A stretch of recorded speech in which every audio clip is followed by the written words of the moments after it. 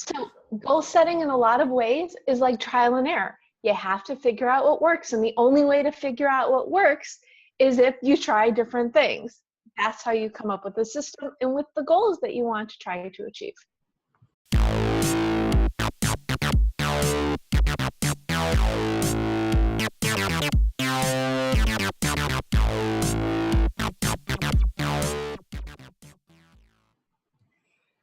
Hi everyone, Eva Taylor here, and I want to welcome you to the Monday edition of Bizapalooza Chat.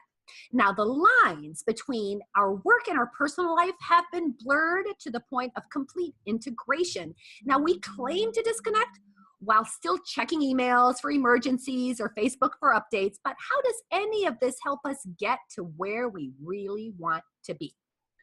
On today's Bizapalooza Chat, we're going to talk about how to set, get, and achieve our goals. Our guest today is Debra Eckerling. She's the host of the popular Goal Chat that runs Sundays, 7 p.m. Pacific, 10 p.m. Eastern, where you can keep your goal conversation alive by sharing wins, tweeting your goals, and chiming in on this week's special topic. And if you're feeling stuck, don't even worry about it. Debra has a process for that. It's called the Deb Method. We're going to talk all about it today. Debra Eckerling, welcome to Bizapalooza Chat. I'm so happy to have you. I am so happy to be here, and I'm trying to find us on Facebook so I could share this, and I can't find it, so I'll have to share it later. Yeah, definitely. It's happening, okay. And I'm not going to press any buttons because the last time I did that, like crazy things happen. So like it's muted. We're talking. We're good. We're live. We're happy. Share it on Facebook. So excellent. People, if you're watching, good. We're good. We're good. So Debra, yay. Let's talk a little bit about goal setting. Now, one of the things that you and I had a very, very brief email exchange about how we define certain things. So tell me, how do you define goal setting? Well, I define goal setting as basically figuring out what you want and making up a plan to get it. It sounds simple because it is simple. You know, we all have things that we want. Come on, we all have things that we want in our personal lives and our professional lives. And the only way it gets done is if you make it a priority. And that's the whole point. So you set goals. So you have things in mind that you want to achieve, and then you make a plan to get it done, set deadlines. I'm going way too in detail of what we're probably going to talk more about. But yes, it's the thing about goals is we're always going to have distractions from the things we want to achieve. So we have to figure out what it is we want, make a plan to get it. That's what goal setting is all about. I love your explanation. Now, one of the ways I like to look at goal setting is like doing a math problem. There are like simple math problems, like 1 and 1 is 2. That's sort of like getting up in the morning, taking a shower, and pulling yourself together to get to work, right? But then there's like the long division of goal setting where you like definitely need a pen and paper to get it done. So what I'd like to ask you next is, what features of goal setting are important if we want to ensure that they get done and that they're successfully achieved? Well, first of all, love the math problem analogy because it's so true. And goals can be simple and they can be elaborate, and actually you should have both. But the best way to figure out your goals is to, first of all, figure out what you want, which a lot of is the big thing. And that's kind of why I created the Deb Method, because a lot of people say this is how you achieve your goals, but not that many people go into how to figure out your goals. So you have to start with defining your mission, exploring the options, the different things that might get you there. And then what I'm going to go into right now is the brainstorming path. Figure out what you want, and then brainstorm a list of long-term goals, short-term goals, benchmarks, tasks, to-dos, everything, and write it all down, and then figure out which benchmarks and tasks and short-term goals relate to the big ultimate long-term goals. So you're breaking down your math problem, right? And then once you get figure out what steps you need to take, you need to figure out how to organize them. So what do? You set appointments and you make deadlines and you give yourself time. Now, this is the very, very important part, is you need to figure out how much time you could spend each week on working towards your goals, and then set deadlines that are realistic. Because if you don't have realistic deadlines, you are going to fail. And you are going to fail, you are going to give up, and you are going to be miserable, and you're not going to achieve your goals, and no one wants that. So one of the fun things that you and I went, and I refused to go back and forth in any detail with you because I wanted to save it for this video. Okay. You asked me the question, because one of the questions that we're going to talk about on the chat is, what is the difference between goals and objectives? And you wrote to me and you said, why do you even have this question? Because there's no difference. And I'm like, really? Because I really think there is a difference. Let's talk about that. Okay. Well, I think of it, and I have since considered your point, and this is one of the things I talk about. I talk about the ultimate objective. So the objective is what you want to ultimately achieve, and the goals are what you set in order to get there. So I'm going to acquiesce a bit, but they're pretty much very, very similar. Goals, objectives, things to which you aspire. Actually, I was curious, so I Googled the definition, and it really says goals are objectives. So I thought that was kind of hilarious. Well, you know, to me, I think, wasn't it you? Somebody just said it's whatever works for you. Yes. Right? It might have been me, because I say that a lot. I agree. And I actually had it the reverse. I have goals as being more general, like I want to lose weight. Mm-hmm. Whereas objectives are these more specific ways that you're going to get to this big thing. But either way, the end goal is, the end result is the same. You know, I wasn't planning on digging into this, but you have brought up such an incredible point, and that is knowing what you want. And so many of us don't know exactly what we want. And is it any wonder that we don't get what we want? Talk a little bit about, let's maybe talk about this process of even understanding what it is that you want. How do you work through that? Well, I'm going back to the Deb Method, because this is pretty much what I did. Is I took all the systems and the philosophies and the techniques, and I realized a way to make it my name, which was kind of awesome, because it really fell into place. But it really starts with the mission. You need to figure out what it is that you want, and that way all of your goals can relate to that mission. It's kind of like, and I wrote a book on blogging as well, and this is something I mentioned up top. Whatever your mission is for your blog, the content that you create for your blog should relate to that mission. As you are trying to reach these goals, if opportunities come your way, you need to assess, does it bring me closer to my mission? And if it does not, is it another kind of value or benefit? So, and if you don't know what your mission is, it's totally fine. As you said, how could we? There's like everything going on in the universe constantly, more so in this day and age, right? Because we won't go into that thing, but technology is everywhere. People are having issues, etc. Yeah, that's all I'll say on that. It's overwhelming. So it really is overwhelming. So my favorite solution to anything is journaling, because when you write things down, you are more likely to figure them out than in your head. Okay, there are probably some people who could figure everything out in their head, and I bow to them, but most of us need to work things out on paper. So journaling, and this is one of my favorite tricks, I call it directed journaling. So what you need to do is set 15-minute appointments with yourself. I'd say anywhere between 3 to 5, 7 over the course of 2 weeks. 15 minutes, everybody can do 15 minutes. And journal with the intent of figuring out your mission. Okay, what do I want? I love to do this. I love to do that. I hate to do that. Well, we don't want that. And just basically do a brain dump of everything in your head related to a specific question. this works for solving other problems as well. But just getting all of your thoughts out there on paper. Now, this is the trick. Trick is not to look at any of these entries until you've done your 3, your 5, your 7.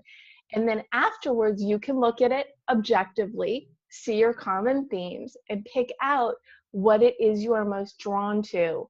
And you could develop your mission, your goals, what it is you want. It's right there. You just have to give yourself the time to figure it out so you don't set yourself out on the wrong path. So let's get very specific about things, because Okay. I will tell you that having, one of the things I always say, I always like to say that setting goals is sort of like sending someone an invitation to a party. You don't send them the alphabet. You send them some specific things like what day, what time, what to bring, what to wear, that kind of thing. However, let's talk about some specific goals, because I know that once I get like a sort of functional goal in my head that I can achieve, and I can see why that goal is what it is. If that makes, like, let me give you a real specific example. I want to use a certain type of advertising platform on DIY marketers, but I have to hit a certain goal in order to qualify. So now I have a traffic goal, and I know what I want to do strategically. And now that's giving me goals for how to improve content, how to streamline content. So suddenly I'm feeling really empowered and really excited about what I'm up to, because I have this general goal, like I want to make money doing this. But in order to do that, I have to meet this criteria. To meet this criteria, I have to do this. And suddenly I feel focused and I feel excited. Now, maybe you have an example that you can share about maybe where someone started out, because it's not enough to say, I want to have a popular blog, or it's not enough to say, I want to make money through sponsorships, right? You have to sort of break it down. At least I had to, because I'm in the gifted class. Right. No, you have to. And that's kind of what I was talking about with before. Okay, let's say you want to start a new blog. Wonderful. You start by brainstorming, what do you need for your blog? Well, you start with the basics, what is your title? What is your motto? What is your mission? And then go into what types of content you're going to create. So you start with the very, very particulars, what's in your head of what it exists. Then you can break down the other portions. Okay, what are the technical aspects? Well, I need to get a URL. I need to develop a website. Can I do this myself? Do I need to hire out? My logo, can I do this myself? Can I need to hire out?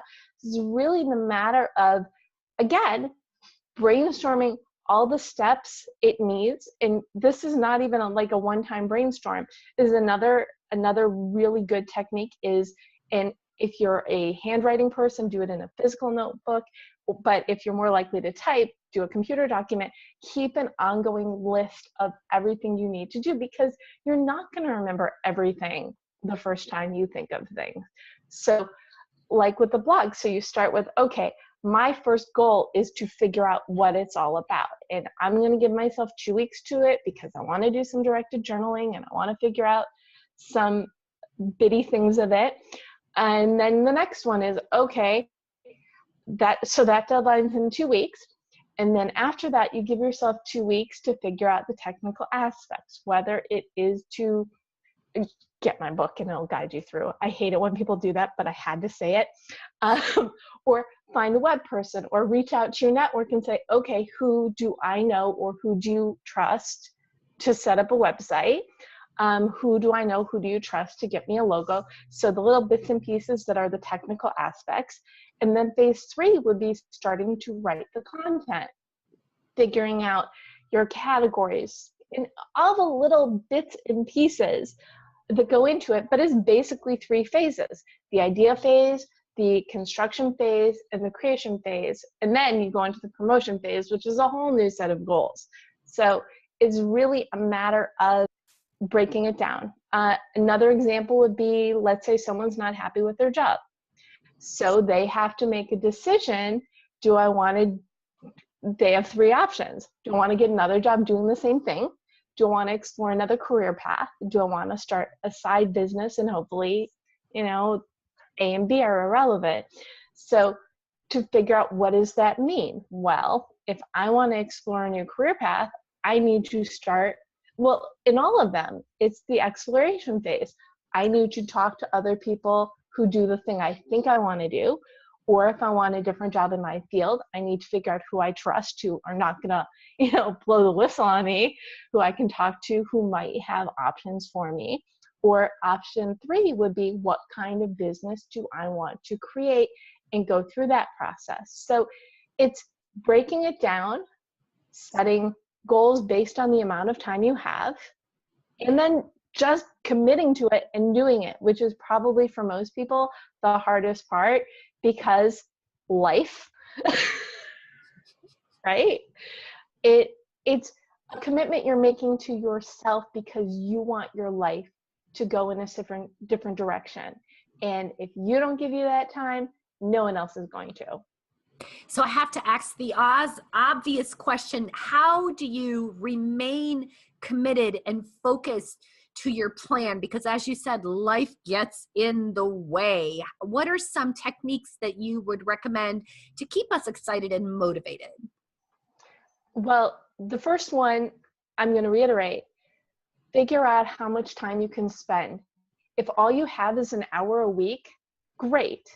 Don't set goals that are going to take you more than an hour a week, because then you're just setting yourself up.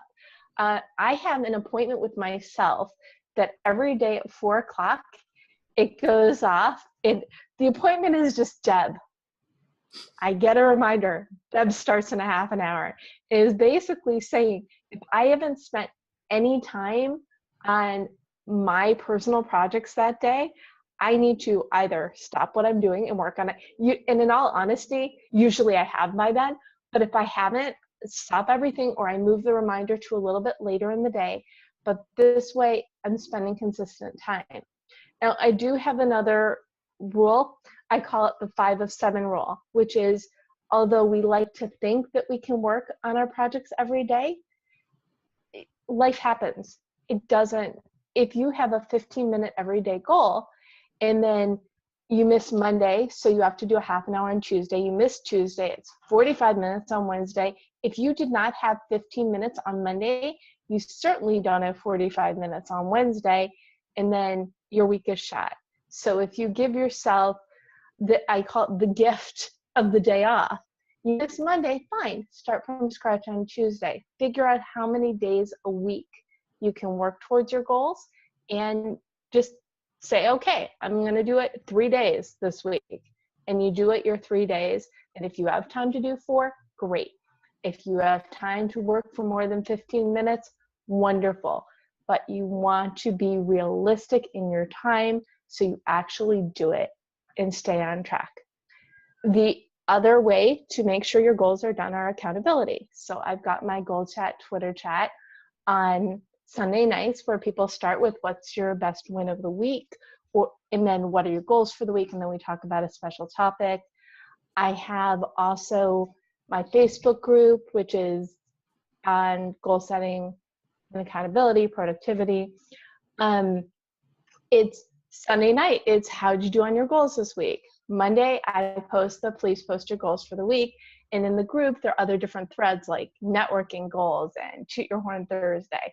So find a community, or if you need a coach, find someone to help you set your deadlines and hold you accountable. Wow, that was a really long sentence. I really appreciate something that you said, and that is to put buffer time in there, right? Because we get overwhelmed. If it's like being on a diet, you miss one day and then you're like, oh, it's over, you know? So I love that you've created structure with buffer time. And I'd like to end our session with you talking a little bit more about this structure of goal chat and the Facebook groups. And I have a, what's it called? A confession to make. Okay. I work for myself because I don't want to be accountable. Okay. I hate answering to people. And I am just not ashamed to say that. However, Okay. that doesn't mean that I don't have goals and I don't want to achieve those goals. And I love the structure that you're talking about, because that, to me, if I had a coach, that would be someone on my case. Whereas I think the structure you've created, whether it's with Goal Chat or with the group, has some space and flexibility in it. So talk a little bit about people who don't want to be accountable and maybe how they could work inside these structures. Okay. Well, and what's really funny is the people who come to me for coaching are usually people who've tried for years to write their book or start their blog, and they're just tired of not getting things done. And when you work with someone, they give you deadlines, right? So that's it. I've had clients email me literally a minute before our call with their homework, which is fine. That's good. Some people need that structure, and some people do it on their own long enough and can't. Now, if people want a community with less pressure, so on Sunday nights, the hashtag is Goal Chat, and it's just an hour of office hours. And it's great because actually I know very few of the people on my chat in real life. I do know a couple, but a lot of them have just come from my Twitter communities. And it starts out, what was your biggest win? What are your goals for the week? And then we go into a topic that's going to help them achieve their goals in other ways. So last night we talked about writing. This week we're talking about Twitter, because I'm all meta on Twitter this week. So and you can find out about it at thedebmethod.com/goalchat or writeononline.com/goalchat. And then my Facebook has a page and a group. Both are Write On Online. And the page is more of a, what are your goals for the week? How did you do on your goals? Post your goals for the month. How's it going? But the group is more intimate, so there are more opportunities for conversations and for people to share resources. So it's once a month I do a, who are you? What do you do? How can I help? Because networking, it doesn't matter what your goals are. You need to work to develop your network so you can achieve your goals. It's a whole cycle, which we'll go into on the chat, I'm sure, as well. So one last thing before we go. Okay. Give everybody that Facebook group URL and tell them when Goal Chat is. Okay. Facebook.com/writeononline, Facebook.com/group/writeononline. I'm also the Deb Method everywhere, Facebook, Twitter, Instagram. And then Goal Chat is Sundays at 7 p.m. Pacific, 10 p.m. Eastern, and just follow the Goal Chat hashtag. And anybody listening can reach out to me at any time, either on Facebook or shoot me an email, debeckerling@gmail.com. Debra, thank you so much. It was so great having you. I'm so excited for the chat. I will see you on Twitter in just Okay, thank you. Join us every week on Mondays at 2 p.m. for Bizapalooza Chat, and we'll see you on Twitter.